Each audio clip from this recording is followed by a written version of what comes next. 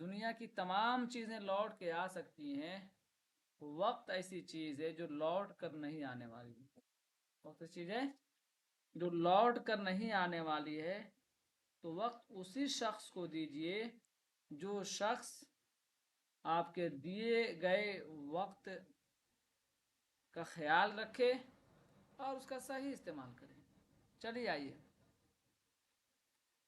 اب ہم پڑھیں گے یونٹ نمبر 5۔ اس میں کئی چیزیں آئیں گی، تو ہم ابھی دیکھتے ہیں داستان ڈرامہ، جو آگے آئے گا دیکھا جائے گا۔ چلیے کریں کہ داستان کا فن، تو ظاہر سی بات ہے ہر چیز کا ایک فن ہے، تو اسی طرح داستان کا بھی ایک فن ہے۔ تو اس کے لیے کیا کیا لوازمات ہیں، ان چیزوں کو دیکھنا ہوگا۔ کریں کہ تعریف، تکنیک اور اس کے علاوہ دیگر لوازمات، تو آج یہیں دیکھ لیجئے۔ اس کے لیے کیا کیا ضروری ہیں؟ طوالت، اس کے لیے کیا ضروری ہے؟ طوالت، بات بالکل لمبی ہو۔ اس طرح پلاٹ، پھر کردار نگاری، مکالمہ، بیانیہ، ما فوق الفطرت عناصر، جزیات نگاری، زبان و بیان۔ اس کے علاوہ اور چیزیں بھی ہو سکتی ہیں، یہ حتمی فیصلہ نہیں ہے کہ یہی 5-6 چیزیں ہیں، لیکن ہاں عمومی چیز یہی ہے جس کے ذریعے سے ہم داستان کو بناتے ہیں اور داستان کا تانا بنا بڑھاتے ہیں آگے۔ یہ ہمیں یاد رکھ لینا پڑے گا۔ پھر سے طوالت، پلاٹ، کردار نگاری، مکالمہ، بیانیہ، ما فوق الفطرت عناصر، ما فوق الفطری عناصر، فطرت ہونا چاہیے، فطری بھی صحیح ہے، اور ساتھ ہی ساتھ زبان و بیان اور کرن جزیات نگاری، یہ ساری چیزیں ہیں۔ اب ایک چیز اور بھی ہم دیکھ لیتے ہیں ساتھ ہی ساتھ، ہو سکتا ہے یہیں سے سوال بن جائے، چونکہ جو سوال آتے ہیں اس کے کوئی گارنٹی نہیں کیا پوچھیں گے۔ کیا موضوع ہو سکتے ہیں اس کے؟ تو داستان کے ممالک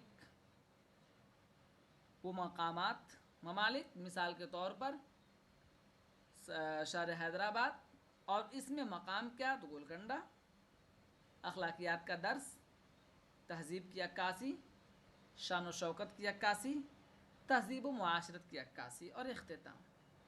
ہو سکتا ہے پوچھ لے اس میں سے کون سی ایسا عنوان ہے جو داستان میں نہیں پائی جاتی ہے، اس میں سے پوچھ لے نصیحت، تو داستان نصیحت کی بات ذکر نہیں کیا ہے، یا اسی طرح اور پوچھ لے اخلاقیات کا درس تو ہے، فحش بیانی تو نہیں ہے، انتر پر نہیں رکھا، کسی میں آ جائے تو الگ بات ہے، لیکن یہ نہیں کہ اس کے لیے ضروری اجزاء ہیں، تو اس پر نظر رکھنا ضروری ہے۔ اب ہم آگے آتے ہیں، تھوڑا سا اس کو پڑھتے ہیں۔ کرے کہ یہ داستان ہے کیا، اس کو سمجھتے ہیں بنیادی طور پر، کہ نسل انسانی نے جب دنیا پر قدم رکھا تب سے نہ جانے کتنی ایجادیں کی ہیں۔ ظاہر سی بات، ہمارے اردو زبان و ادب کے تعلق سے جو تاریخ ہے ہمارے پاس لکھنے کی، وہ 600 سال پرانا ہے۔ 1400 میں کچھ لکھنے کا شروع ہوا تو 1435، ٹھیک ہے، 2135 قدم رہا قدم رہا، ابھی کی تحقیق کے مطابق 600 650 سال ہوئے۔ ان ایجادوں کو گنا تو نہیں جا سکتا، لیکن یہ ضرور سمجھا جا سکتا ہے کہ انسان کو ان ایجادات کی ضرورت تھی۔ اچھا ایک بات بتائیے کہ جو آج جس حال میں آپ ہیں، کیا پچھلے 50 سال میں یہی حال میں اور لوگ تھے؟ بولیے، نہیں تھے نا؟ تو ان کی ضرورتیں الگ تھیں،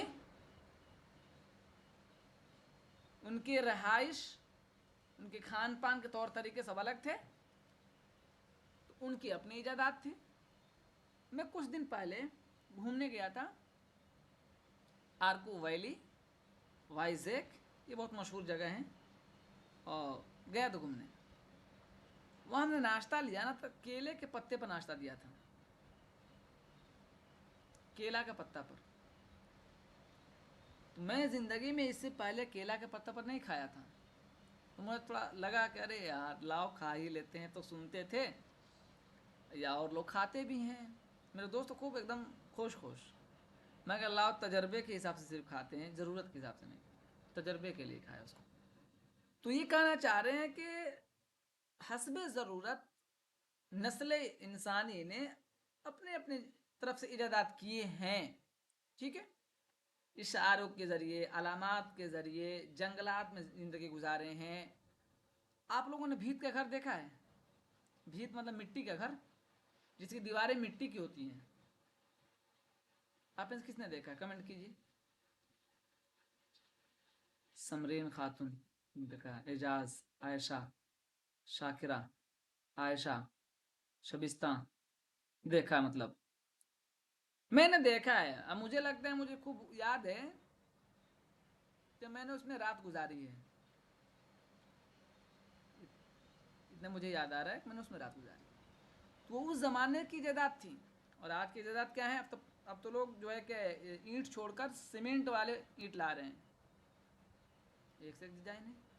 اور آج ہی بات چل رہی تھی، جو پرانی عماراتیں ہیں، فصیلیں ہیں، وہ اینٹ سے نہیں بنی ہوئی ہیں یا جوڑ سے نہیں بنی ہوئی. کس چیز سے بنی ہوئی ہیں؟ آپ حیرت زدہ انسان ہے.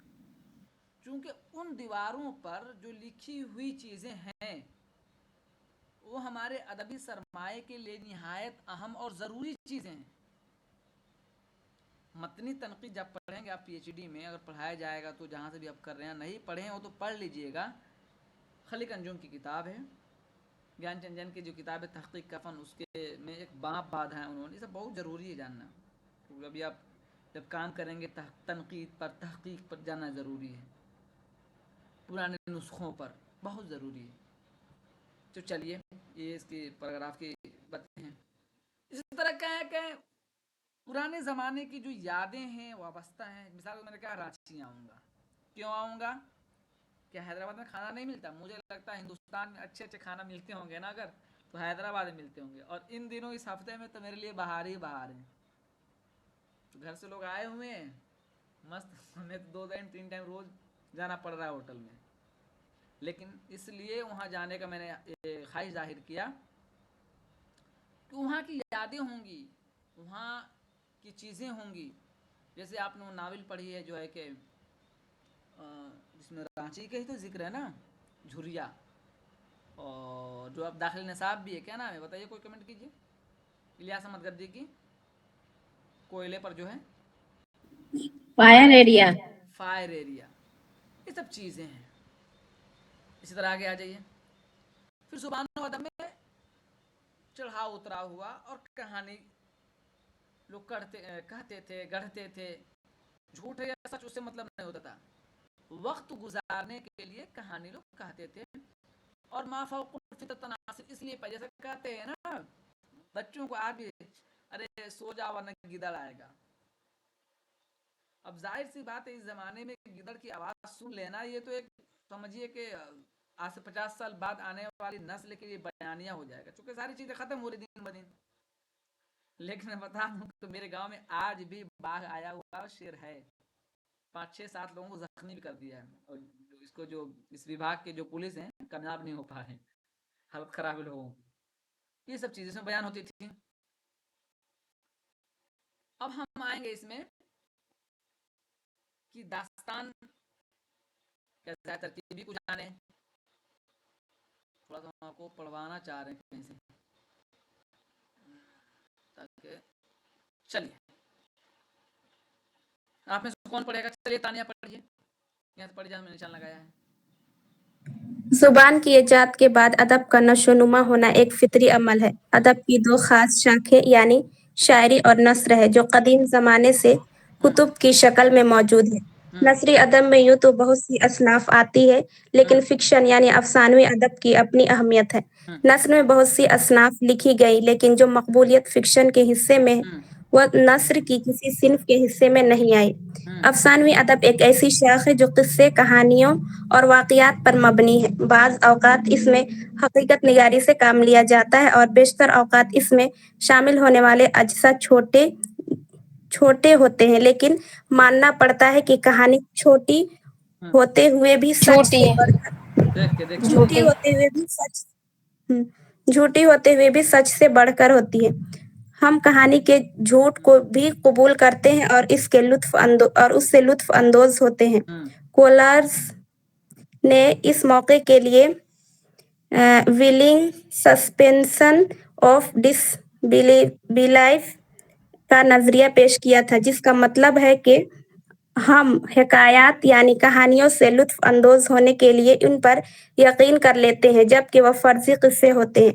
एक बात पर भी गौर मतलब है कि जिन किस्सों को हम एक जमाने तक झूठा तस्वीर करते हैं,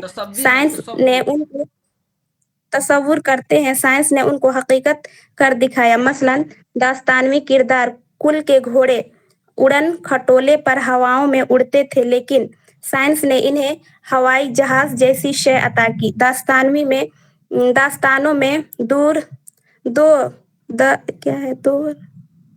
दूर रह कर भी टेलीपैथी के जरिए जो बातचीत हुआ करती थी, उसे साइंस ने पहले तो फोन, उसके बाद वीडियो कॉल के जरिए सच साबित कर दिखाया। अब सवाल ये उठता है कि कहानी और दास्तान में क्या फर्क है। तो यहाँ पर इस बात पर गौर कर लेना जरूरी है कि कहानी तो फिक्शन की सारी असनाफ है, मसलन दास्तान, नावेलेट, अफसाना और अफसानचा, ये सब कहानी ही के जुमरे में आते हैं। इनमें से कोई भी ऐसी सिन्फ नहीं जो कहानी ना हो। तो जाहिर हुआ कि दास्तान भी कहानी ही की एक किस्म है। हाँ, ये अलग बात है कि दास्तान और कहानी में फर्क भी होता है, और जो दास्तान की खुसूसियत है वह सब से अलग है। दास्तान की दो बुनियादी खुसूसियात उसे दीगर असनाफ से जुदा करती है। पहली तो ये कि दास्तान में किस्से से किस्से फूटते हैं, जैसे कि किसी शाख से दूसरी शाखों का निकलना। दूसरी इसकी सबसे अहम खुसूसियत इसमें यानी माफौकुल फितरत अनासिर का पाया जाता है। ये वही अनासिर है जो दास्तान में जिन परीभूत देवी की शक्ल में नजर आते हैं और किसी देवी मालाई किरदार की बस सर फिक्शन आएगा या फिक्शन पढ़ाएगा? जगह जगह फिक्शन फिक्शन क्या? फिक्शन। अब इसमें आपको क्या जानना है कि दास्तान है और दीगर जो दास्तानी या नसरी चीज़ें हैं, दोनों में फ़र्क कैसे, कितनी बुनियादी चीज़ें हैं जो और नसरी अदब से दास्तान को अलग कर सकती हैं। तो क्या बताया है? दो। एक क्या बताया है कि दास्तान में किस्से से किस्से फूटते हैं, यानी किस्सा दर किस्सा होता है। क्यों? शुरू में क्या कहा? तवालत। दूसरी बात क्या कहा? माफौकुल फित्री अनासिर। माफौकुल फित्री अनासिर मतलब जिन परिभूत, या इस ज़माने में जो चीज़ें हो सकती हैं, या ये वो दो चीज़ें हैं जो अफसाने से, नाविल से और दीगर नसरी अदब से दास्तान को मुमताज़ और मुमय्यज़ करती है। ठीक है, ये हमको पढ़वाना चाह रहे थे। अब हम आ जाएंगे सीधे दास्तान की तारीफ। चलिए, कौन पढ़ेगी आप में से? अब्दुल रब पढ़िए।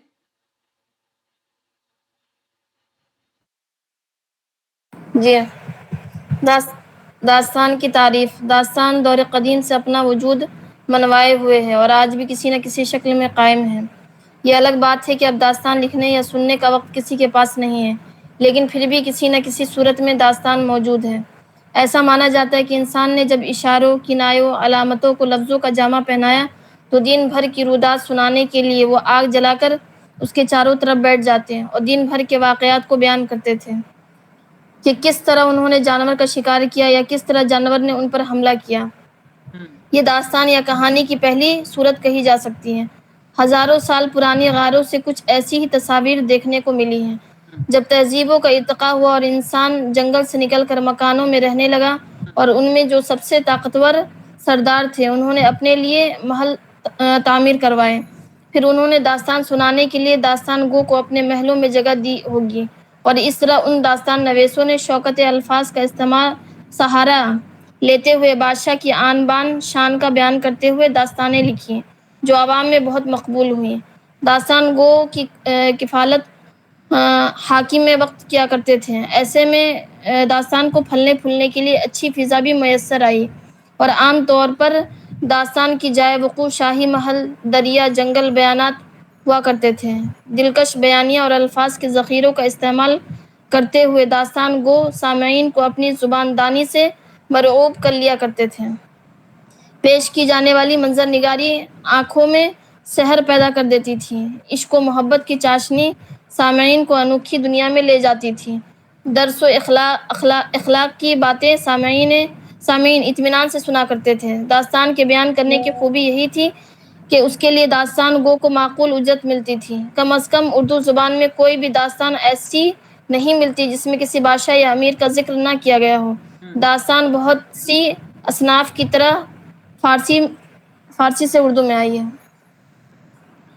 داستان اس طویل قصے کو کہتے ہیں جس میں کہانی میں سے کہانی پھوٹتی ہے اور اس میں مافوق الفطرت عناصر کی بھرمار ہوتی ہے۔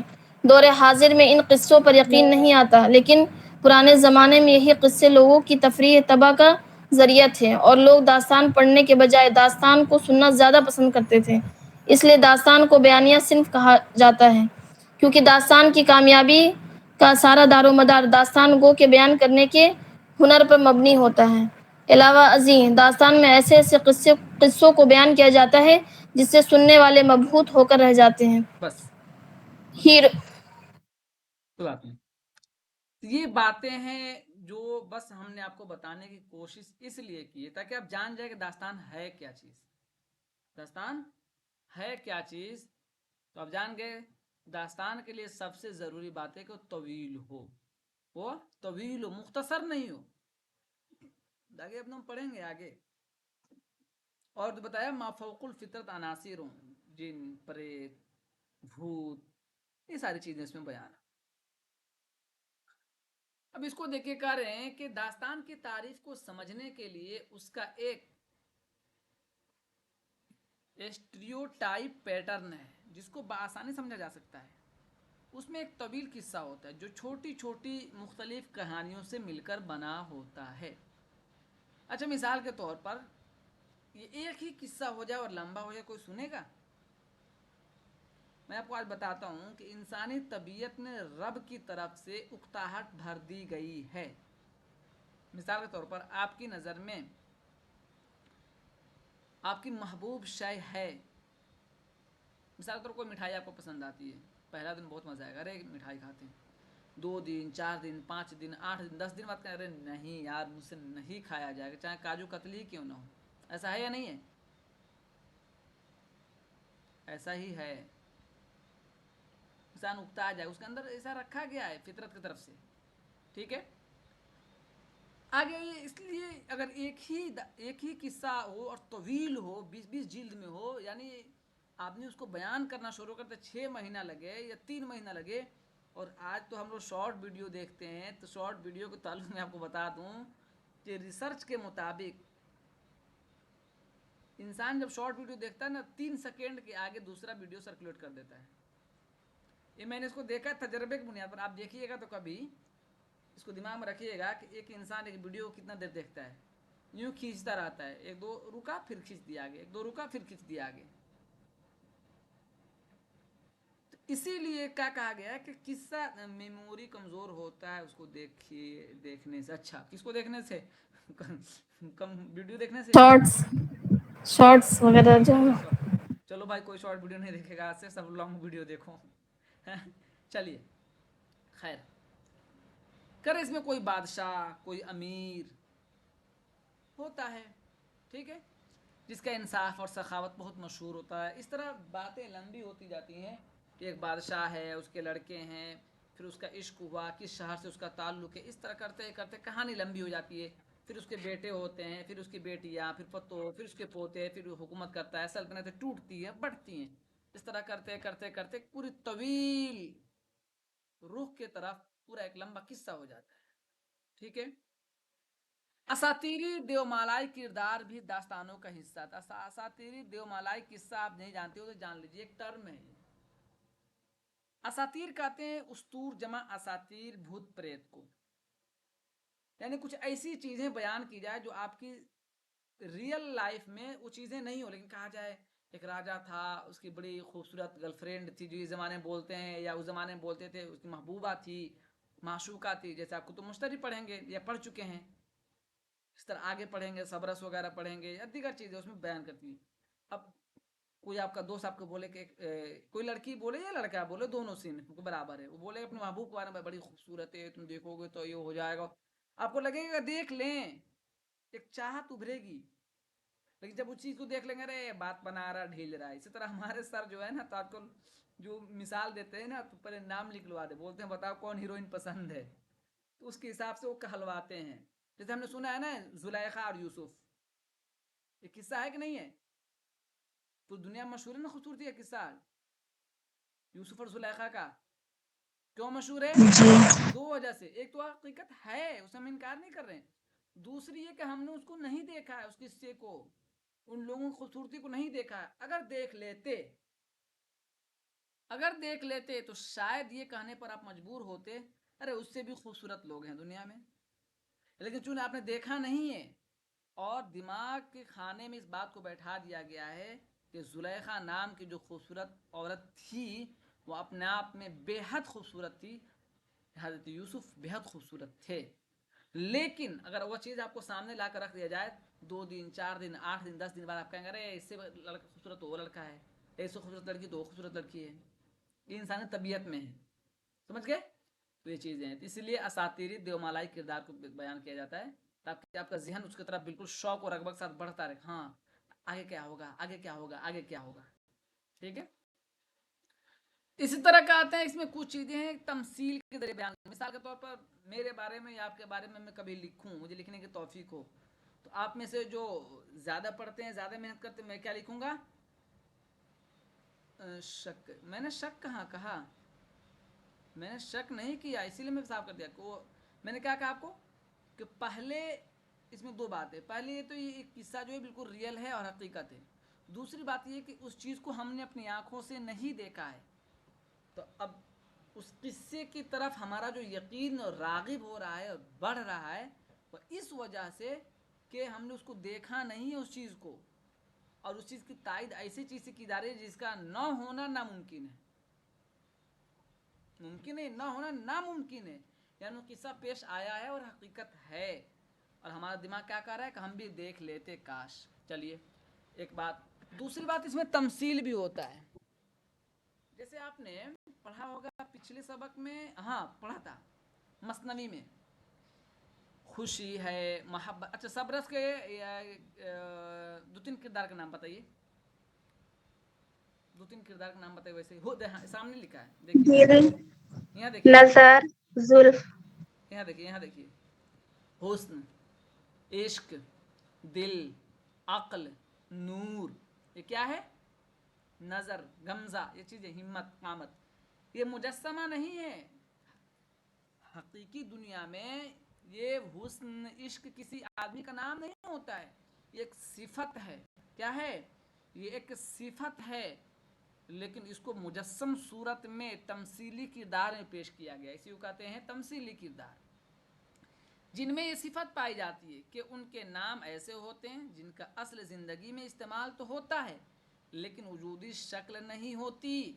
مثلا کسی ہیرو کا نام ہمت، لیکن ہمت یا شجاعت کو کسی انسان کے شکل میں نہیں دیکھا گیا ہوگا. انسانی صفت کی شکل میں دیکھ سکتے ہیں کہ انسان ہے، اس کے اندر یہ صفت ہے، لیکن یہ کہیں گے کوئی ہمت نام کی کوئی آدمی ہو تو اصل جو ہمت ہے وہ اس صفت کے لیے ہے. اگر کوئی نام ہی رکھ لے اپنا تو بات الگ ہے. چلیے یہ سب چیزیں آپ جان گئے داستان کے بنیادیں میں. اب ہم پڑھیں گے آگے کہ داستان ہے کیا چیز اور کون کون سی داستان ہمارے یہاں ہے. جی چلیے پڑھیے. کون پڑھے گی آپ میں سے؟ داستان کی ٹیکنک.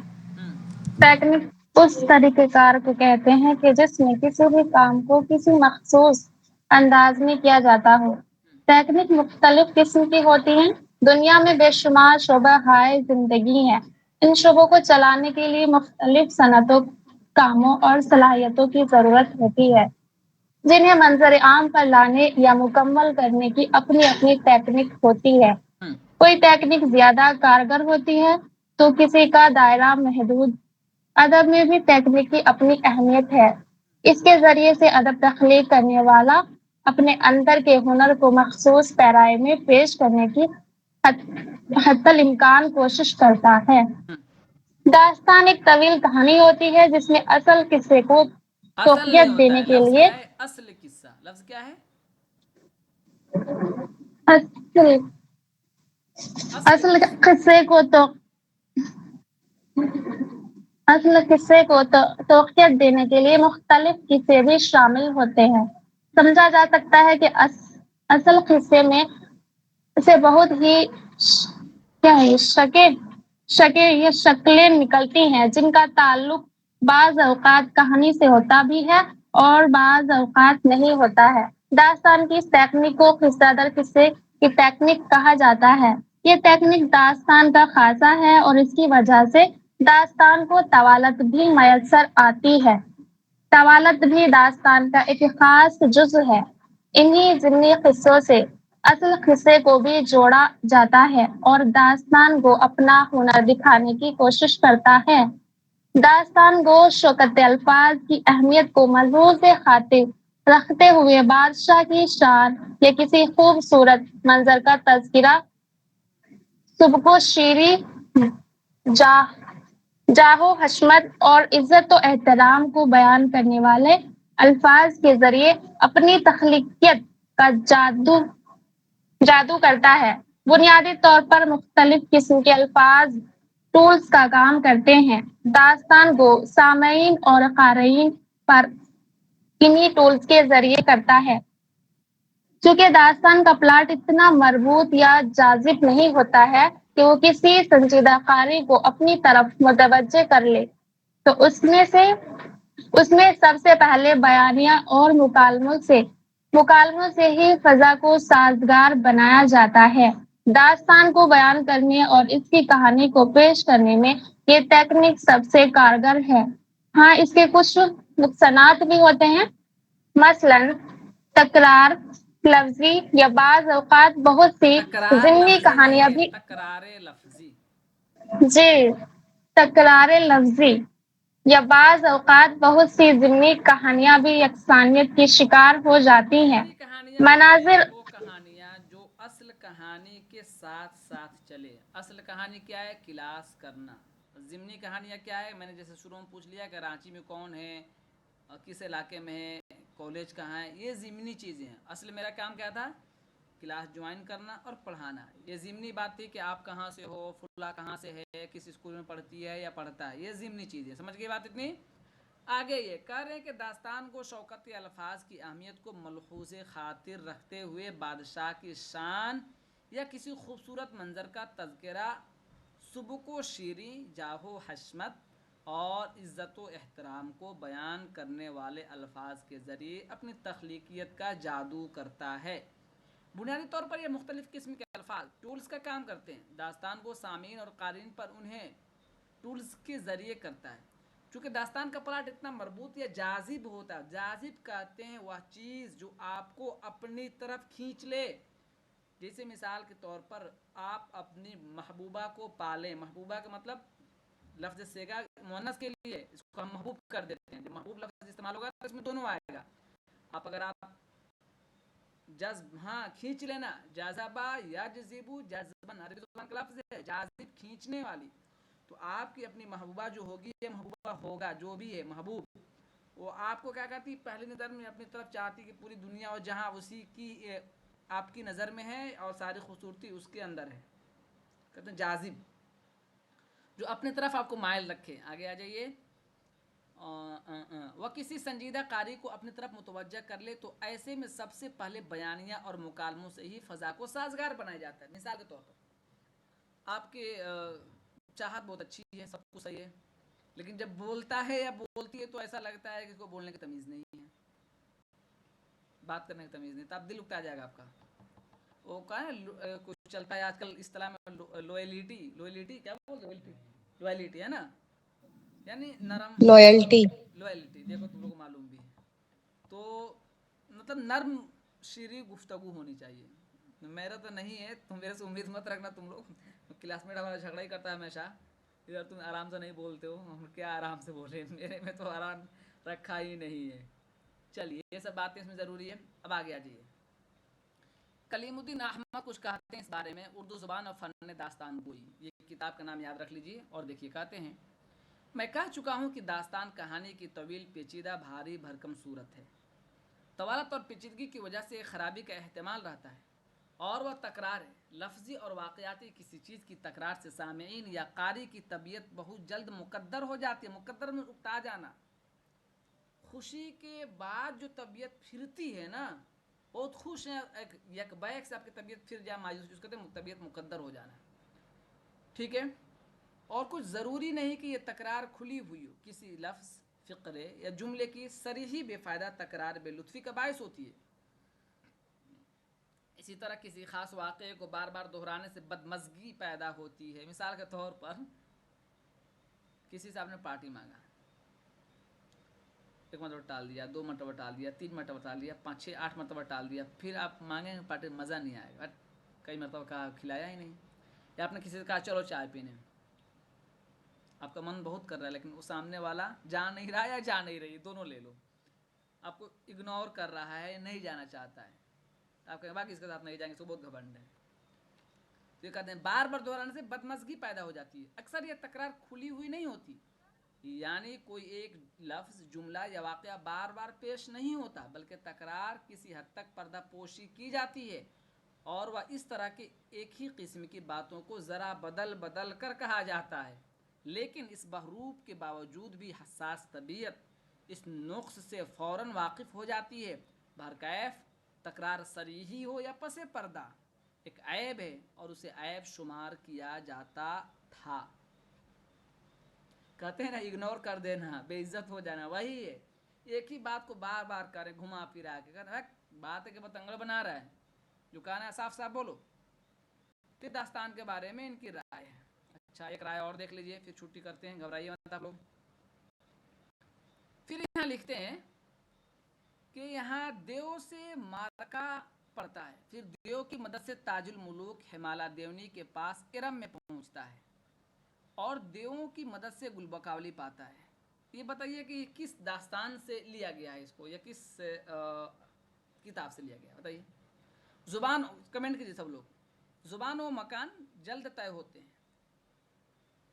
پورب سے فردوس اور پھر ارم پہنچنے میں نہ معلوم کتنے سال صرف ہوتے ہیں، کتنی مسافت قطع کرنی ہوتی، کتنی دشواریاں پیش آتی، لیکن یہ سب مرحلے فلمی مشینیں کی دستے کی ایک گردش میں آسانی سے چشم زدن میں طے ہو جائے. چشم زدن آنکھ جھپکنا، یاد رکھ لیجیے گا. چشم زدن آنکھ جھپکنا. جیسے کل رات ہوا تھا، ہم لوگ کھانا کھا رہے تھے، دعوت میں تھے، اور آپ لوگ دیکھتے ہوں گے میچ تو کبھی کبھی نا پیچھے کی بال کو دکھاتا ہے، کسی کھلاڑی نے آؤٹ کیا ہوتا ہے، یا پیچھے چھکا چوکا جو لگا رہتا ہے، کوئی بڑھیا کردار ادا کیا رہتا ہے، کوئی ایکٹ. ہم لوگ کہہ رہے چل رہا ہے، ایک لڑکا فوراً بولا آؤٹ. سب لوگ دیکھنے لگے، انڈیا پاکستان کا میچ تھا، سب لوگ دیکھنے لگے، آؤٹ. مطلب سیکنڈ بھر نہیں لگا ہوگا، بمشکل بولا آؤٹ. یار اس نے کیسے دیکھ لیا، سب لوگ کھانا کھا رہے ہیں، چھوٹا لڑکا ایک دم 5 6 سال کا، لمحہ بھر، اسی کو کہتے ہیں چشم زدن. چلیے یہ باتیں تھیں، اور یہ تفصیلی بات دے رہے ہیں تو اس کو ہم لوگ پڑھیں گے کل سے. کچھ پوچھنا ہے کسی کو تو کچھ پوچھ لیجیے. داستان کے اعضاء ترکیبی آپ یاد کر لیں. طوالت، جو چیز آپ کو بتایا، طوالت ہے، پلاٹ ہے، پلاٹ کیا ہے، کردار نگاری ہے، مکالمہ ہے، اور اسی طرح جو ہے کہ یہاں آ جائیے آپ، بیانیہ ہیں، اور آگے آ جائیے ما فوق الفطرت عناصر ہے.